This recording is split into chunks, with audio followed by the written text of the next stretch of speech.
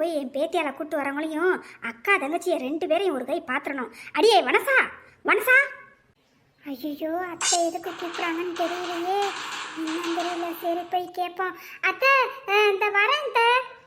ஏய் மனசா, என்னடி கூப்பிட்ட உடனே என்னங்கத்தேன்னு இங்கே வந்து கேட்பியா? அங்கே நின்றுக்கிட்டே இந்த வரேன் தான்னு சொல்லிக்கிட்டு இருக்க. உன் தங்கச்சி வந்த உடனே தும்முன்னு சேர்ந்து வந்துருச்சா உனக்கு? அத்தை அப்படியெல்லாம் இல்லை அத்தை. என்னடி அப்படி இல்லை இப்படி இல்லைன்னுக்கிட்டு இருக்க? நான் உன்னை என்னமோ நினச்சேன். நீ சரியான காரியக்காரி தாண்டி. எங்கடி வந்த தங்கச்சி?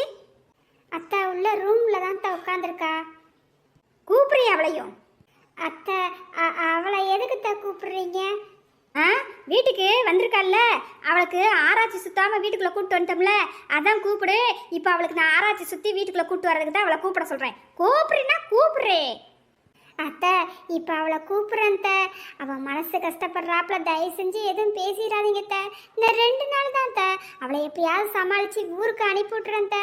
அத்தை அது வரைக்கும் பொறுமையாக இருங்க அத்தை. அவன் மனசு கஷ்டப்படபடியே எதுவும் பேசிடாதீங்க அத்தை. அத்தை ப்ளீஸ் அத்தை. அத்தை சொல்லுங்க அத்தை, எதுக்கு கூப்பிட்டீங்க? ஏய், அக்காவும் தங்கச்சியும் உங்கள் மனசில் என்னடி நினச்சிக்கிட்டு இருக்கீங்க? என் மகன் ராஜா ஊர்லேருந்து வரேன்னு தெரிஞ்ச உடனே உங்கள் அக்கா உன்னையும் இங்கே சமயம் பார்த்து வர வச்சுட்டா. அப்படித்தானடி? உங்கள் மனசில் என்னடி நினச்சிக்கிட்டு இருக்கீங்க? என் மகனை 2 பேரும் சேர்ந்து வளைச்சி போடலான்னு பார்க்குறீங்களாடி? என் மகன் ராஜாவை எப்படியெல்லாம் வளைச்சி போடணும்னு உனக்கு பாடம் எடுத்து தான் இவ உன்னைய வர சொல்லியிருக்கா. அப்படித்தானடி? அத்தை அப்படியெல்லாம் இல்லை அத்தை.